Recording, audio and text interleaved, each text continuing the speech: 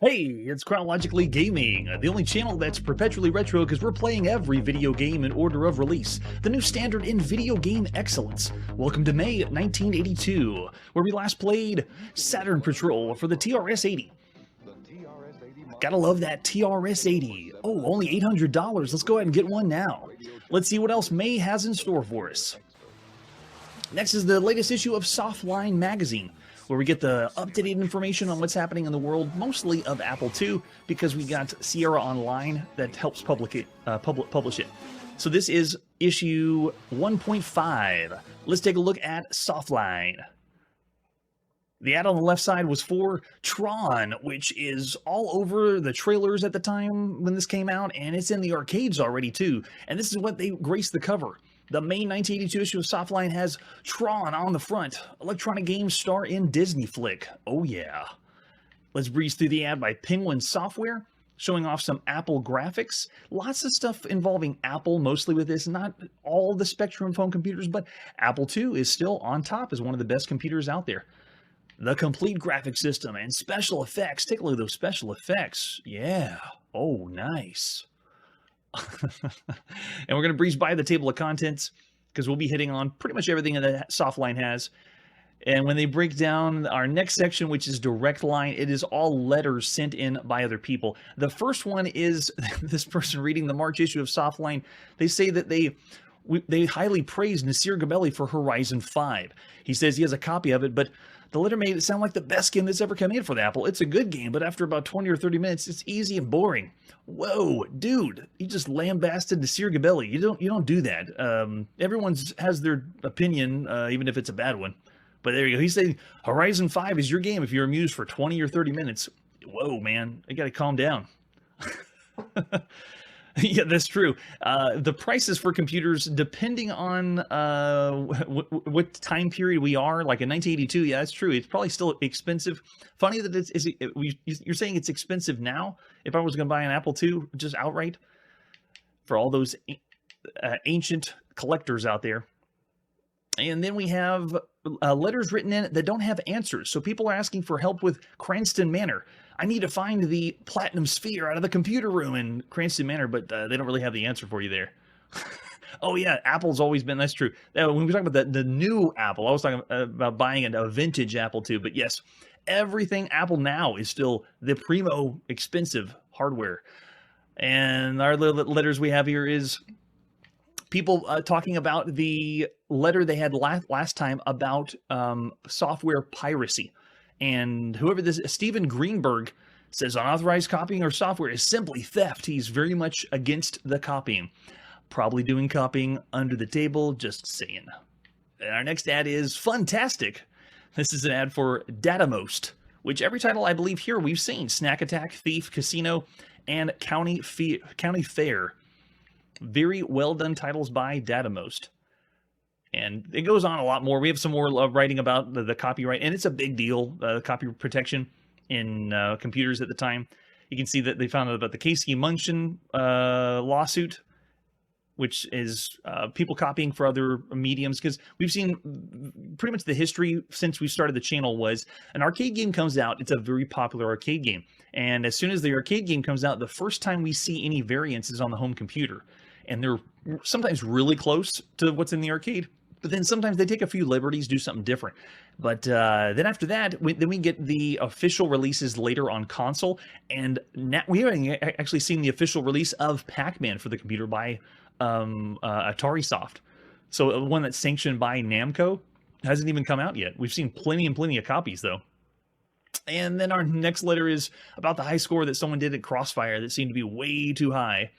I'm with you on that. I enjoy seeing the ads in the magazine to show you what kind of things you bought at the time. I would say to believe, I don't think the hardware they display here is the best that you can get. I mean, look over here, the Selectaport, it sounds good, but really how reliable was this when you're buying, it says Apple compatible. That's kind of a big giveaway. Was it something that would be quality hardware, or was it just trying to get you to cash in on something that sounds good for the time? All right, so again, going through more ads, this is Gold Disc. They have lots of different things. There it is, the joystick, the TG products. We've seen that one, that joystick before, and a few other different hardwares you can pick up. Look at that. And the digital clock. Those are really nice. May 1982. Got to get one of those. Our next ad is for Laugh Pack. Good games are no laughing matter. Another one by Chuckles. This one, I think, is still, Online Systems, because they help publish the magazine. Now, Laugh Pack, we haven't played. I looked this up after I was reviewing the magazine. Laugh Pack, we didn't even check out. It's supposed to be 1981 when it came out. And here's the deal. Usually whenever they classify computer games, it's not as simple as consoles. You can't just say, here's all the titles that came out for the console. It's really easy to collect for something like the Nintendo Entertainment System, but when you want to collect for computers, it's a totally different ballgame because they come in categories. You have the software, applications that are for the system that have nothing to do with games. Then you also have firmware, basic packages, operating system that comes out. And then you also have a whole different genre of educational titles because computers go way beyond what consoles do with educational titles. And then sometimes they even break them apart with compilations. And so Laugh Pack, because it's multiple games in one, it was categorized as a compilation. And I wasn't doing it because, I figured, we'll do all the other games in the compilation. But no, we'll have to be checking this one out soon after the magazine. I have it linked, so we will play it. But it's one of those another rare times that I see a game and I'm like, wait a second, why have we never played this? It's all new games, kind of like Bill Budge's trilogy of games. It's a compilation, but you can't get the games anywhere else. They're only in that one pack. And that's what Laugh Pack is.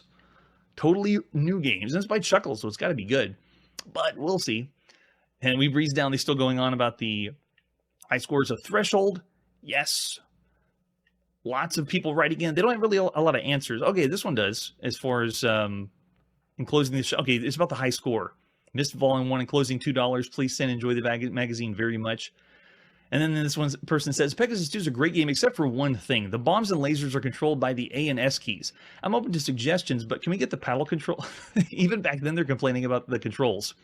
I'm sure the A and S keys work great, but can you guys get this to work with paddle controls? I'm saying that now. We have games that would play really good if they had paddle or joystick support. And then we have another person needing help with High-Res Adventure 3. How do you get past the pink purple bull? Someone answer now. Just a hint would be fine. And then another ad for Ports and Port Authority. All this most likely Apple II. I believe this is strictly going to be Apple II. Every now and then we'll get sales for other computers, but it's pretty much going to be Apple II here. Here's an ad for Threshold, another giant one, Online Systems. It's an all right title for the time. Space shooter. And our next section is Adventures in Adventuring. From here to there and back again. It even has a drawn-out map. Lots of people drew maps when they were playing adventure games. We ourselves haven't drawn our own map, but I have done that myself. Whenever a game gets large enough, you want to have a map to explain where to go, especially if it's an interactive fiction game. So this article is by Ken Rose, and this is explaining an adventure game that he created and how you can understand how to program the game and also play the game. They give examples here with the game that you can type in the magazine. Just load that into your Apple II and play some adventure games. Nice. Yeah, so it breaks down a really simple adventure game that you can check out. I believe the name is From Here. Is it From Here to There or Back Again? Okay, yeah. This is a text adventure game that is an homage to Alice in Wonderland, or similar to that, if you wanted to. We do play some games that you type in here on the channel, but it's not every single game. If we did that, we would still be in 1978, probably. Of all the games we've seen to this point. Yeah, there it is. A Voyage to the Planet Pincus is what it is. And it breaks down some of the code, what it means, helping the developers out there make even more games. Please stop. There's already so many games that we play that are commercially released. And this year has, over 2,500. It's just going to get more and more as time goes on. Here's an ad for Falkland Island. A totally different take on the shooter genre. Obviously playing on the Falkland Islands. The game has nothing to do with that, though. Even though the background advertisement has the Falkland Islands. So, I don't understand. And as we go down to the next section, still reading on about the adventure game. We have a few game controllers there. Paddles, push buttons, nice. How reliable were they? If you were around the time or a fan of Apple II, let me know if any of these controllers were good, because I wouldn't expect them to be very good. Oh, the Creative Computing magazines, yeah. Oh gosh, I hope Yeah, that's one reason why I have a select few magazines that I read, so there's not a exorbitant amount of information, and we can get right to games. This kind of gets you in the mindset of the culture and feel of gaming in 1982. All right, next section is Game Line. This is what we want. What is new? What's coming out? The biggest one is the first one, Knight of Diamonds, the sequel to Wizardry. They say that this is explaining how do you make a sequel to an exceptional game. And so they explain that the sequel to Wizardry is essentially an add-on or an improvement to Wizardry. It's what we might consider a DLC or an addendum, not so much as Dungeon Quest, how they do their packs, but Knight of Diamonds is still a really big one. That's true. Someone in the comments, Chiptune, told me about the Cassette 50 that's coming out on computers in Europe. It's basically a package of 50 games that are all terrible. At least I've heard. I don't know how many of the 50 will play, but I'm going to be showing that one, and that just sparks how many more we're going to get to. We'll just be pumping through fast. Here's the game. Okay, next. Here's the game. Okay, next. All right, so Proving Grounds of the Mad Overlord was exceptional, and here is the sequel, which we'll be seeing soon. I wonder how they get this, because I heard it wasn't out yet. So who's playing that? Okay, this is by them. Okay, so this is them probably making the game. Greenberg and Woodhead. So this is telling us about what's about to happen. Only one can wonder the amazing duo for the next scenario. Okay, so it's not out yet, but a good preview of Wizardry 2. Yes. Worthy of the type in from the magazine. Yes, they are not. And then their next review is Caverns of Mars, a game that came out fairly recent. We played it with the first iteration, and then it was released several times after that. We're going to see this quite a bit. It eventually gets a cartridge release too. But Caverns of Mars is exceptional. Very good game for the time. Still giving high marks for it. And as usual, the reviews don't have a rating system. They just say what it is. This guy just says, this game's great. You'll find it difficult to tear yourself away. Yeah, it's great. Raid Bradbury's Mars was never this much fun.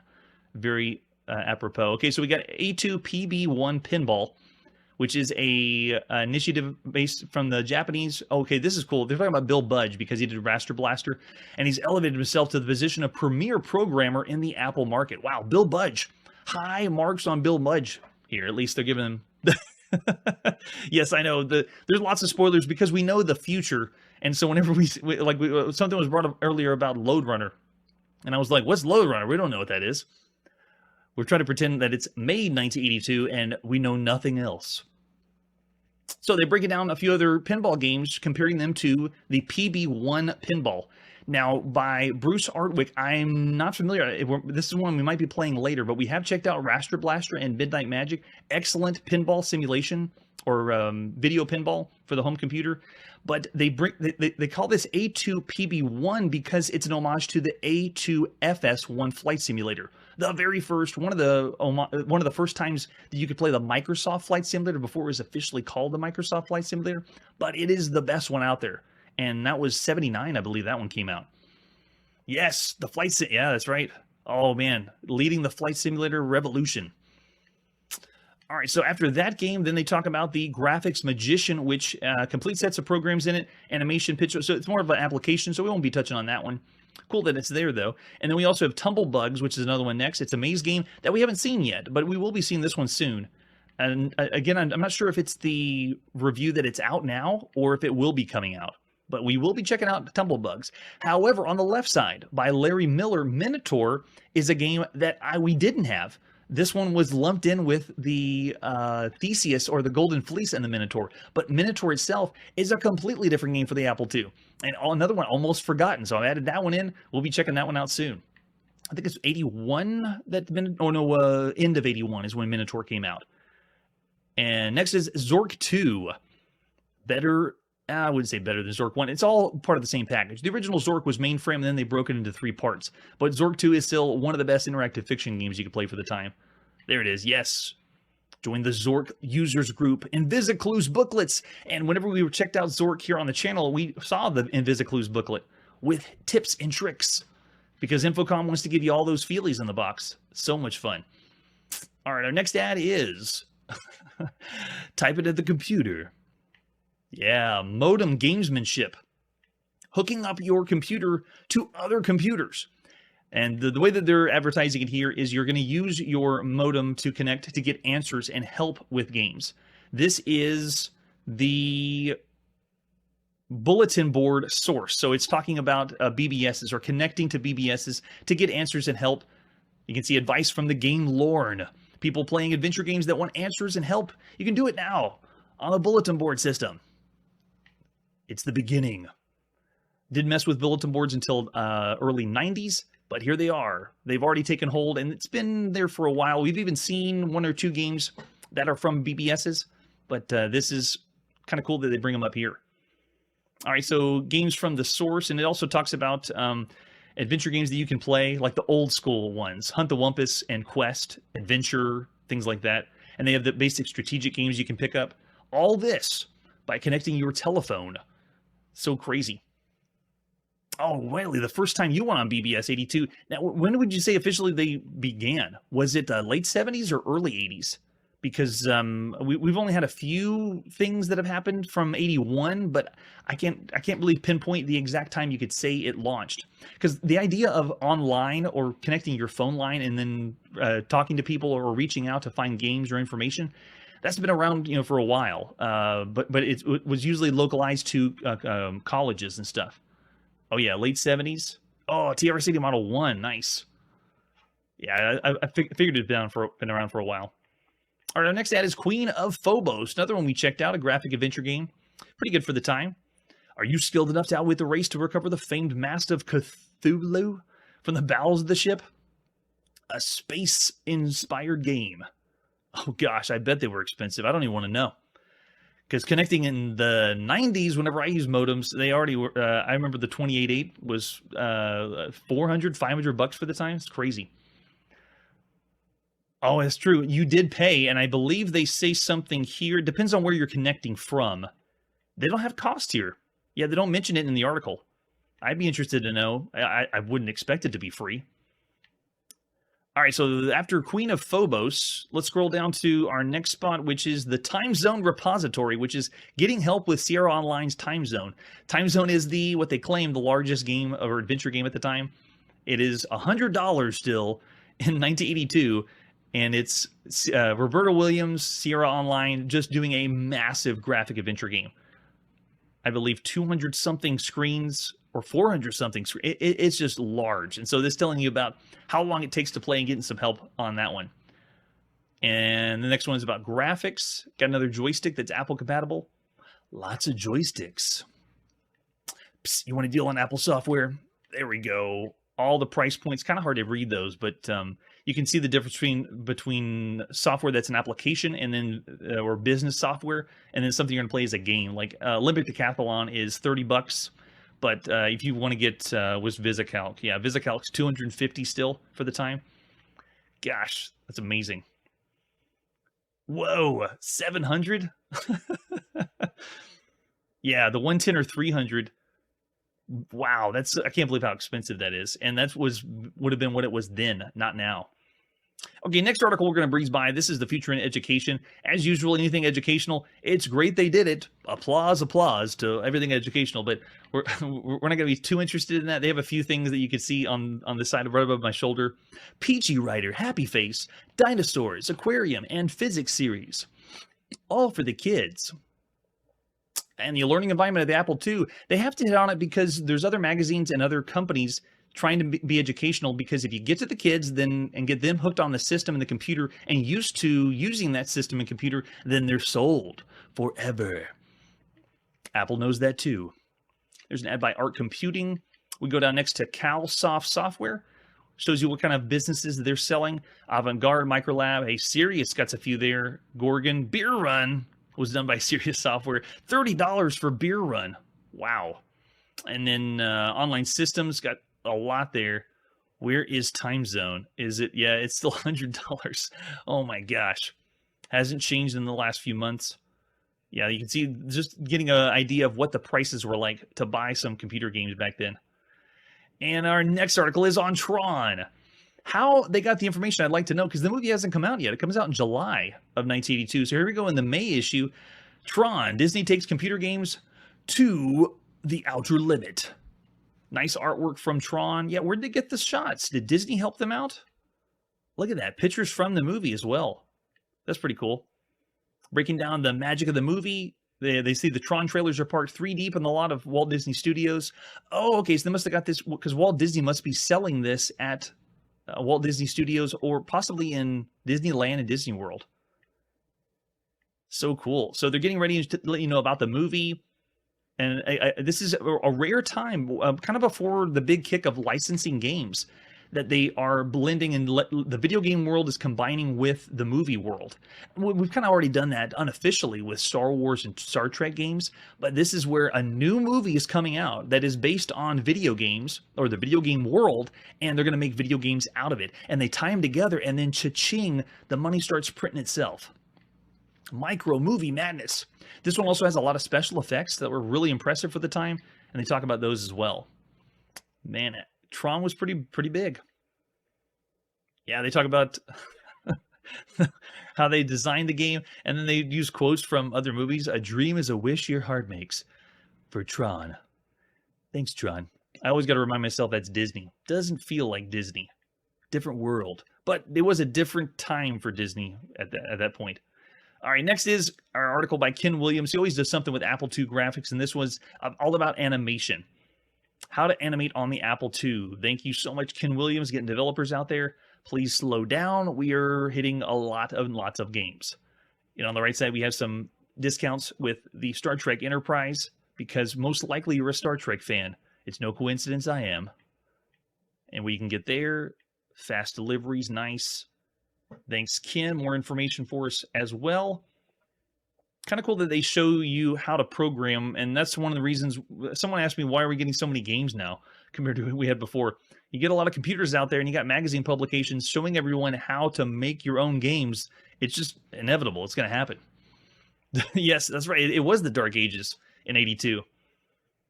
Oh, right? Losing so many games' lives at the arcades. Yes, so many lives lost. All right, next ad is Deadline. One of the best games you could play at the time, in my opinion. 12 Hours to Find the Murderer, one of the best interactive fiction games. Hey, they even show some of the feelies. All the feelies that's inside the box. Nice touch, Infocom. And what is this over here in the corner?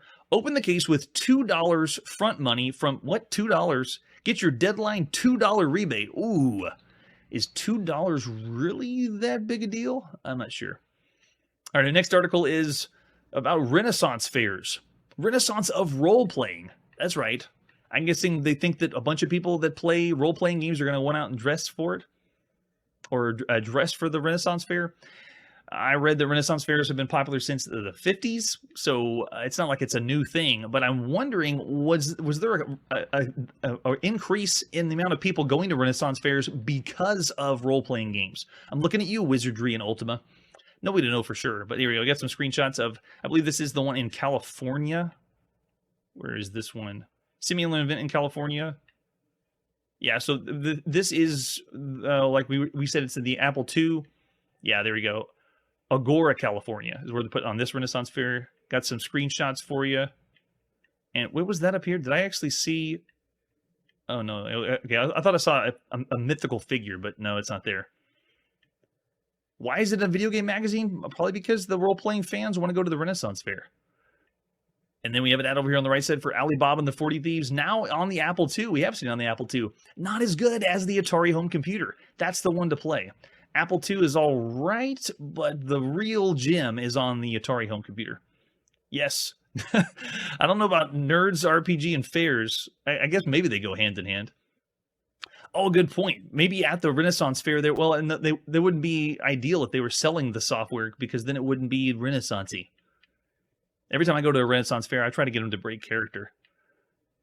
All right, we go to the bottom. We got Sunrise Software telling us about what they have to sell, and then more things to buy, and then the new people in the video game world, Riverbank Software. I don't believe we've seen anything by them. This is Rogers and oh no, that's the Richard Orban. He wrote 3 Mile Island. Okay, we've seen that one. Cold War and Grand Prix are a few games that they've written. So Riverbank is, I don't believe we've seen that company yet. But things to look forward to as far as computer games go. Yeah, it's all good if you use 16th century monitors. And the next people to the new world of computer and video games is Voyager Software. Another one I don't think we've seen. The crew of Voyager. Not Star Trek Voyager, way before that. You can see it was molded by John Cormack, not John Carmack. They suggested that they start getting a two-man group together, and then bloomed and bloomed until they got Voyager software. They're working on Starship Commander, or they switched to Apple making the Starship Commander game. They also have Battle Trek that's under their market. We'll be checking out those two. And Micro Co-op is a testing software before you buy it ad. That's kind of interesting. And then we just cut right back to GameLine, where we left off. What kind of games are coming out? They left off with playing Zork 2, and then this is Computer Foosball, which I don't think we've seen that one. It is a video representation of foosball, not football. We've seen that before, though. We've seen, I think, 2 or 3, some on console and then some on computer that kind of simulate all the characters moving at once, playing some foosball. And then we have Microwave, which we haven't seen yet. We're going to be checking that one out. It's an eat the dot kind of game, or they're not calling it a maze. Okay, they do say maze, but they're calling it an eat the dot game as the genre. Don't think I've heard that one. They call it a challenging game, quick reactions and trickery maneuvering. If you become bored with a more traditional genre, this could be what you're looking for. How many times do you think you went in a magazine and took the review to heart before you went to the computer store? Or you went to the computer store, saw the game, like you saw Microwave, and you didn't buy it yet. You go back to the magazine. How much really are you going to be reading the article to determine if this is the computer game for you? Here's an ad for Crossfire. We've checked that one out. Pretty fun for the time. And here we got John Harris. Whoa, John Harris, I want your shirt. Classic Frogger shirt, man. Nice. All right, so this is someone who was originally with Atari, and Ken Williams found them. Atari programmer wrote one of their biggest moneymakers, Jawbreaker. And he switched around the gameplay because Jawbreaker was originally going to look a lot like Pac-Man, and then changed it up to something else. All right, so it explains where he was, where he's doing, and what's happening now. Working on the first game, Battle Warp, is what the first thing he worked on. And then Jawbreaker was much too much like Pac-Man. And then, okay, this is all about him, what he's doing now. Moosk Attack is another one, not as successful, which is another one we've checked out. Moosk Attack or Mouse Attack.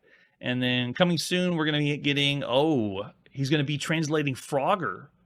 I wonder if he's the, so Frogger was brought to us by Online Systems. So he's the one that's going to be programming and getting Frogger, the official Frogger, to home computers. I don't know. After Pacific Coast Highway, that was a really good Frogger variant.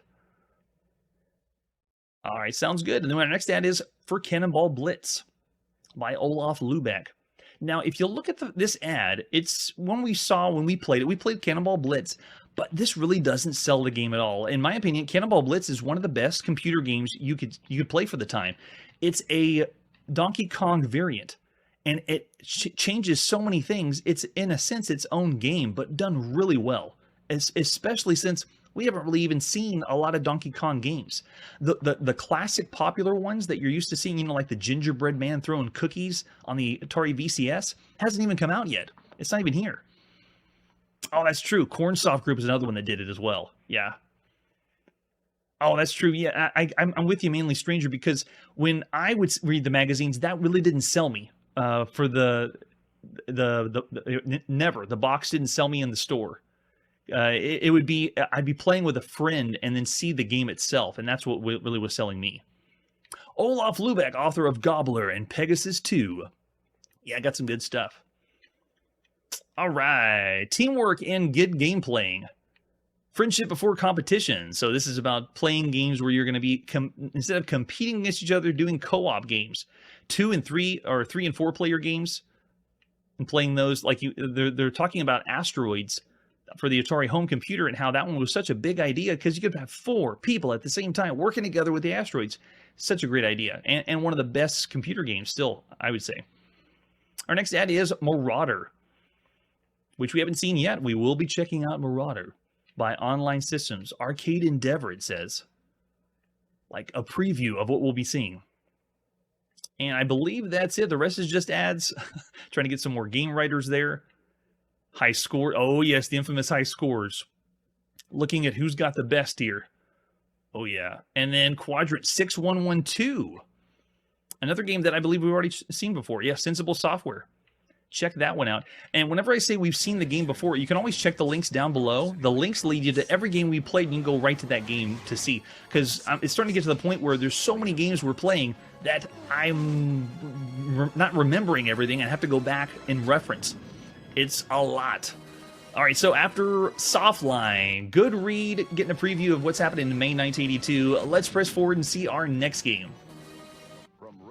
Here we are on the TRS-80 again, and this is Solitaire. Let's check out Solitaire. Starting with the information we got. Oh, it's from Softside Magazine, so a type-in game from the May 1982 issue of Softside. And there it is, Solitaire. Alan J. Zett and Rich Bouchard. And it shows the rules. It looks like Klondike is what they're doing. This is the page that you would have seen before the typing in the program, and then I didn't bring the typing section, but let's pop it and play, or type it and play Solitaire, the beginning of May 1982 by Rich Bouchard, published by Softside Magazine. Solitaire. Are you ready? I don't think we're going to see Billy Mitchell on any lists for a long time. Standard game of Solitaire. Move a piece, enter the number on square into the square you wish to move to. Got it. Ready, set, go. Wait a second. This isn't the right Solitaire. This really isn't. This is supposed to be Solitaire with cards, but this is the Solitaire. Is there another Solitaire that came out in 1982?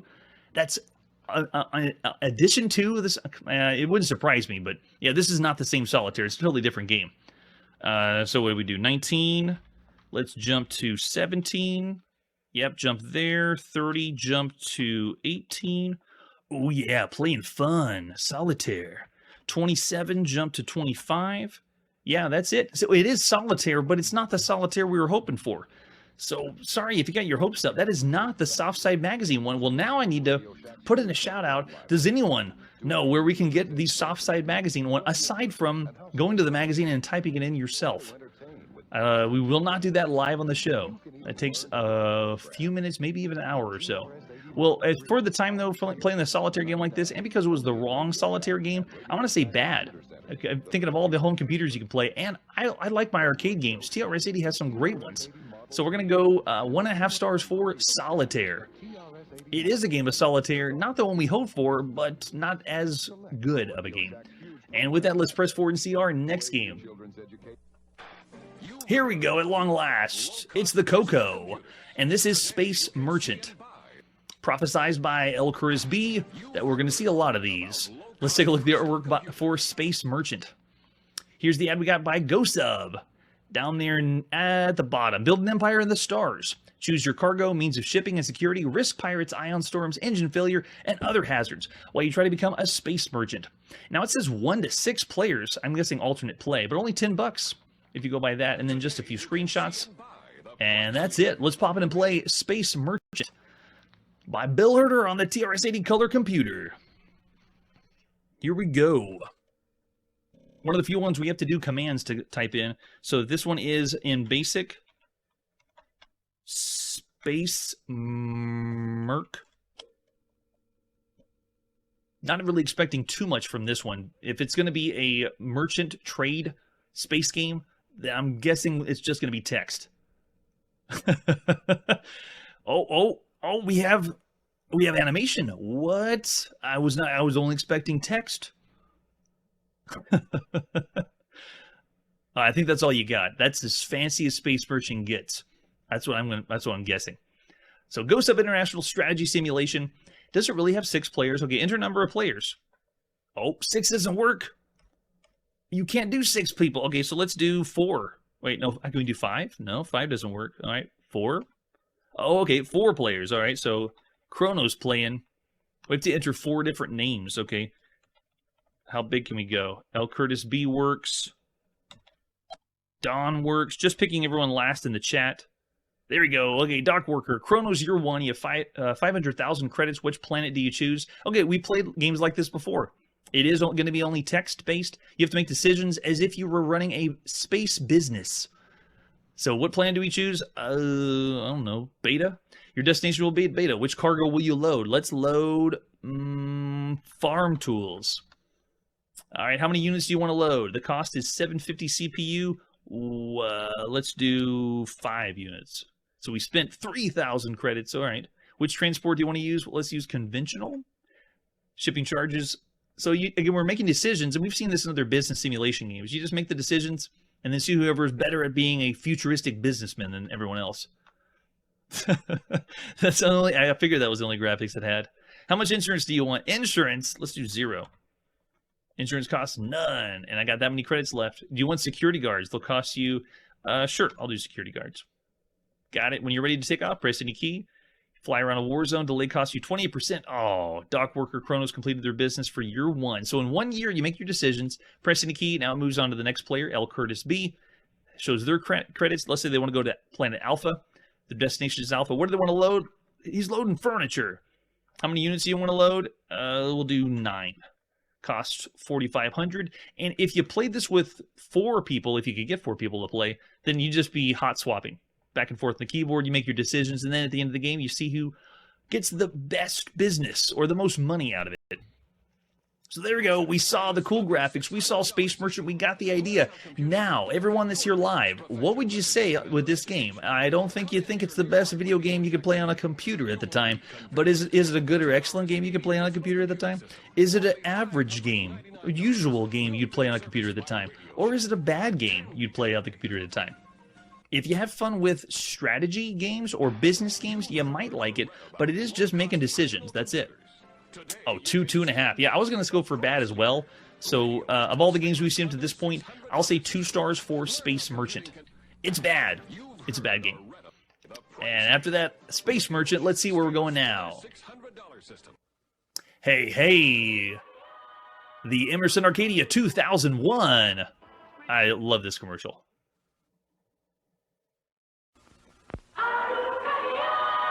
これがビデオゲームの最新鋭機種だ。スペースミッション、エスケーププラン、ポッピーバーグなどなど、君はこの新しさに遭遇したか。バンダイアルカディア。Love it. The hype for a system that doesn't even last that long. So this is Space Vultures for the Arcadia Emerson, or the Emerson Arcadia 2001.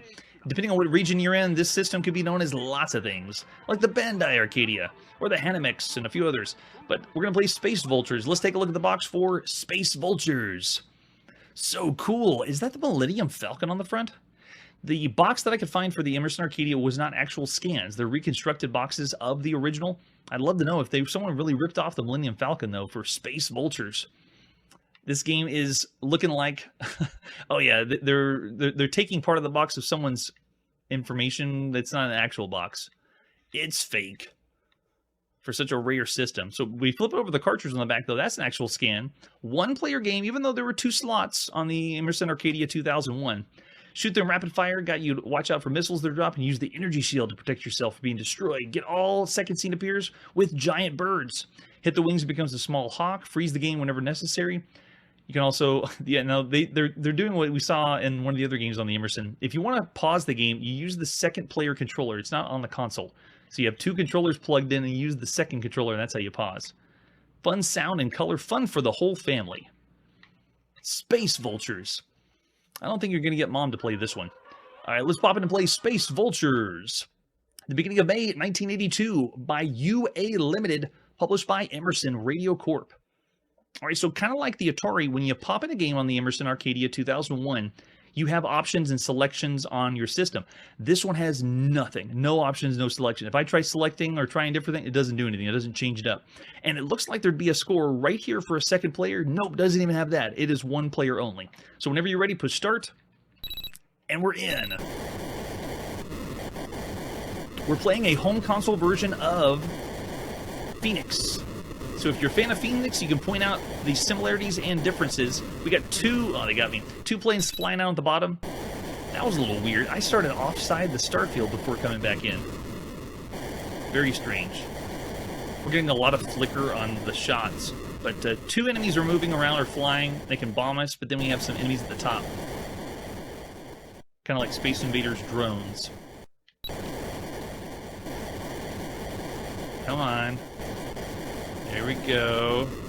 Nice. So after we get through the first screen, we move on to There they are. Now it feels like we're playing Phoenix.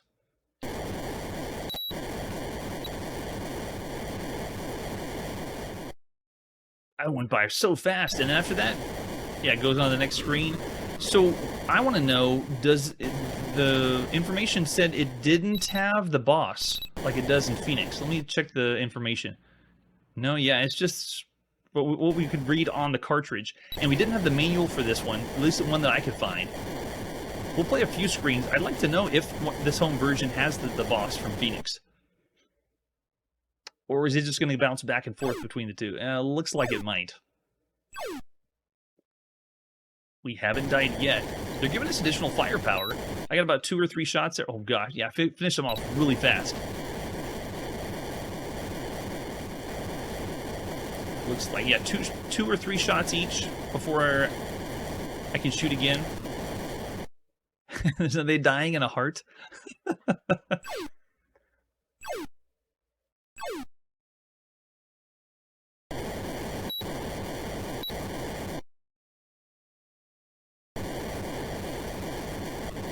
This console is the release that it was in North America. And right now, the market in North America has the Atari VCS, the Intellivision, the Bally Astrocade, or Videocade now, the Magnavox Odyssey 2, quite a bit of consoles, but we're not done. We're going to get some more that are coming in too.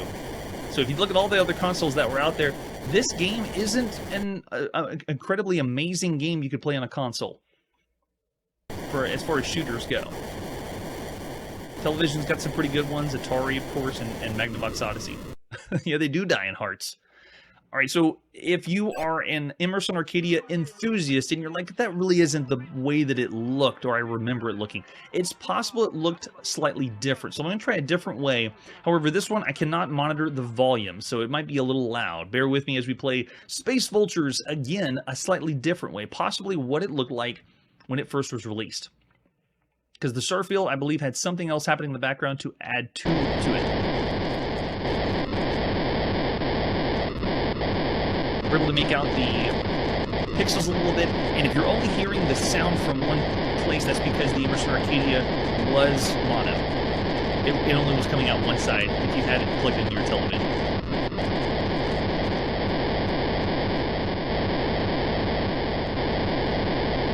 Just using a different emulator to get you an idea of what it may have looked like if the other one was not authentic. I'm not for sure. I just know this emulator, they were a very big fan of it. Notice they don't die in a heart shape either.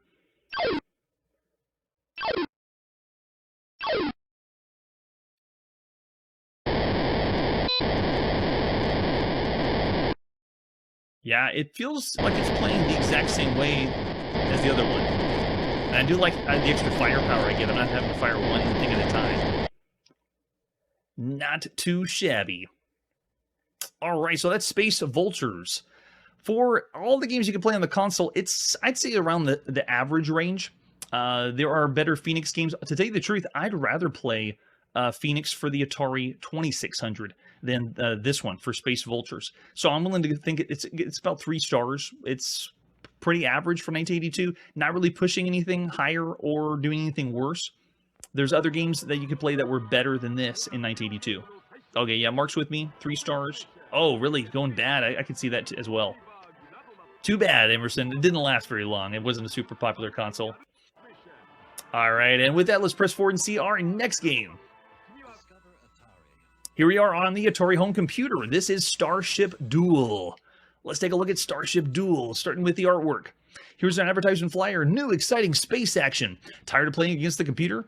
Add this exciting 2-player arcade game to your software library. Players use joystick to fly starships and trigger to blast opponents out of the sky.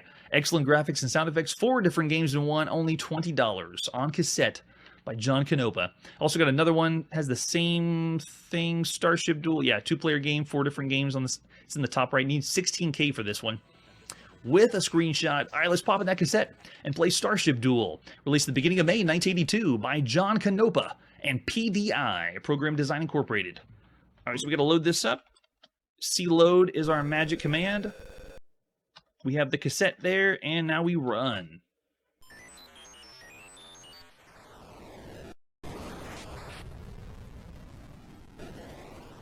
Starship Duel.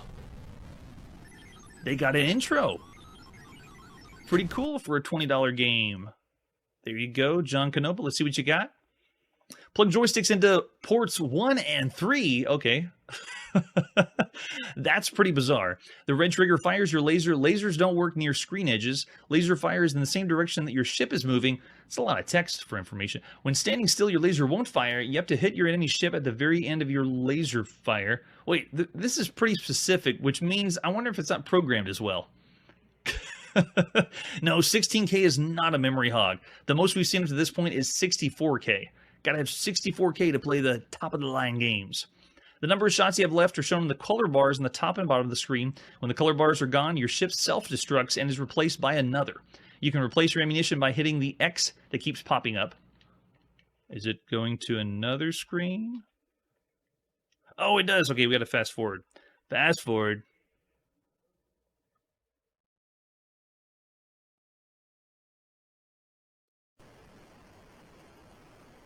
There it is.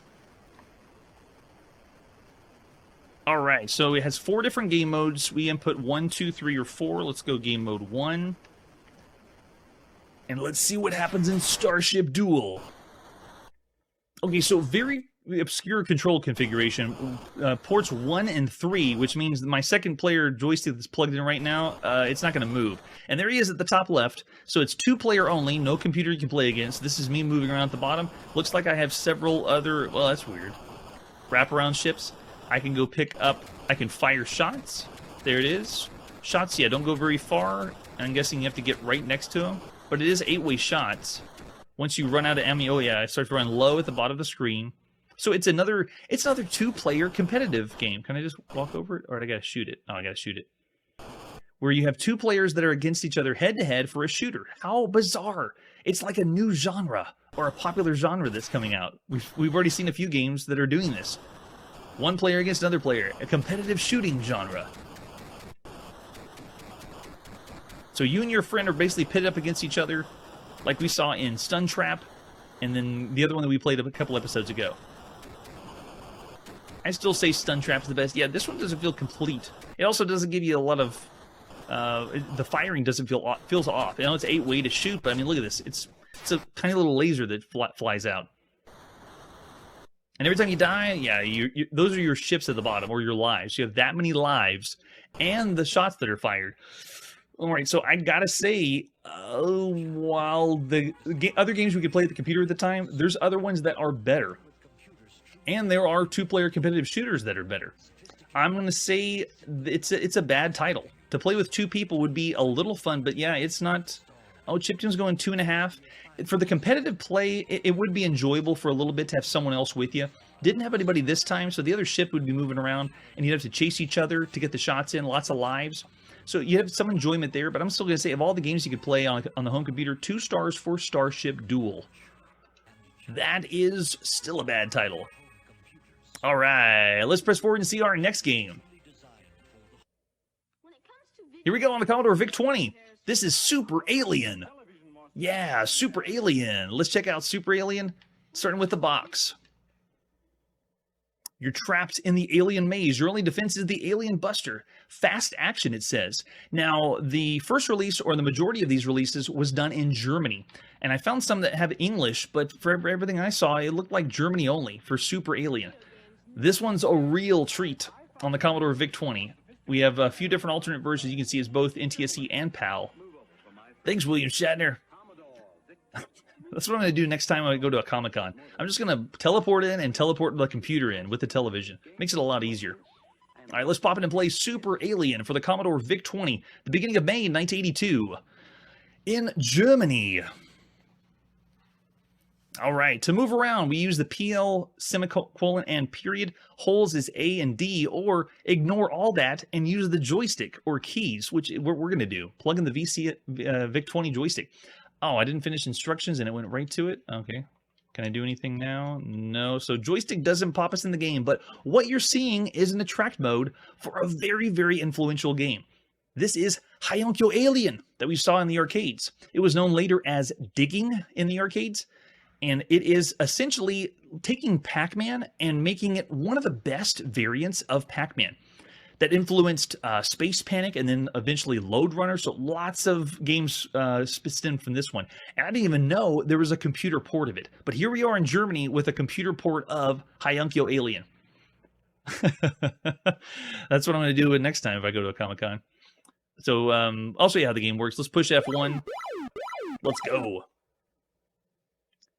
This is really bizarre, too, because it kind of shows you how far we've come. If you check out the Heiankyo Alien in the arcade episode, it looks really close to this. Oh, we got one. Quick, get him, get him. Okay, so the way the game works is you're trying to dig holes, and if I dig a complete hole and catch one of the aliens in the hole... Oh, is he going to fall for it? No, it's not. Okay. If they go in the hole, then you want to trap them. Oh, he got me that time before I finished the hole. Darn. But the arcade looks just like this, and here we are playing on a home computer. Get it? Okay, we got him, and then close it up. Got it, and we get the points. Oh, we got another one. I don't think we're going to catch him, though. Yeah, we're too slow. The way they did the controls for the VIC-20 is pretty well done. All you have to do is hold down the one button on your VIC-20 controller, and while you're holding the button down, you go up to dig the hole. Oh, this isn't good. And then when you want to close it, you hold the button and hold down to dig the hole. So they made it work really well. Oh, you got me. Really, really fun game. Didn't know this came to the VIC-20. And you don't need to know German to play it. So we're going to get a few interactive fiction games that are in German only. I don't know how far we're going to get on those.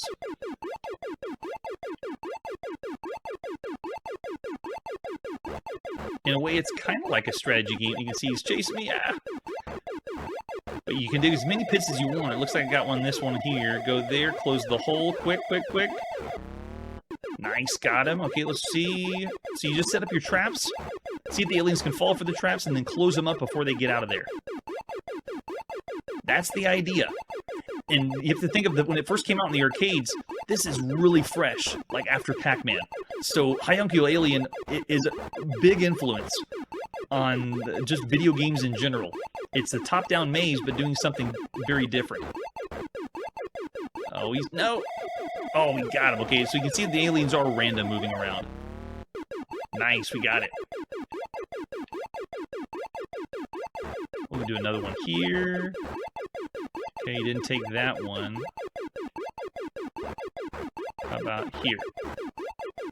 Oh, nope. If you don't finish the hole... Oh, yep, if you don't finish the hole, they kind of pause there. They get stuck. You have to be able to dig it all the way out, and then he'll get trapped inside.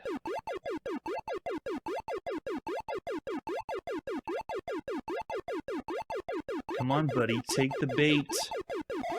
There it is. Then find it, hold the button down, and down on the joystick, and then captured.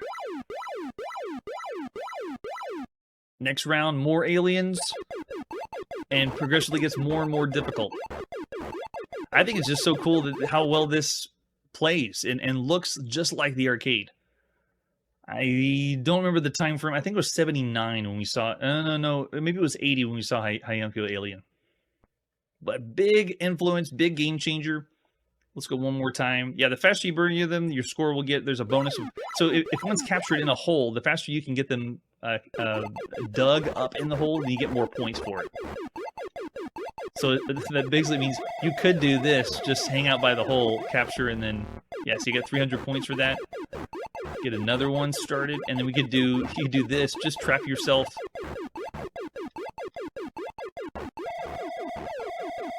Go, go, go. Oh, he got out too fast. Got me. Oh, it didn't work.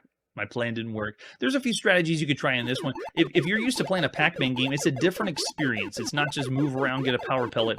You have to play it differently than that. And I love it.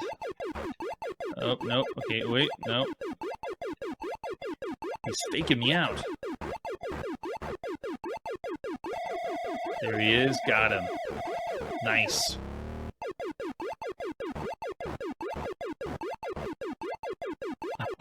Well, that's true. The sound, I believe, is pretty faithful to what was in the arcade.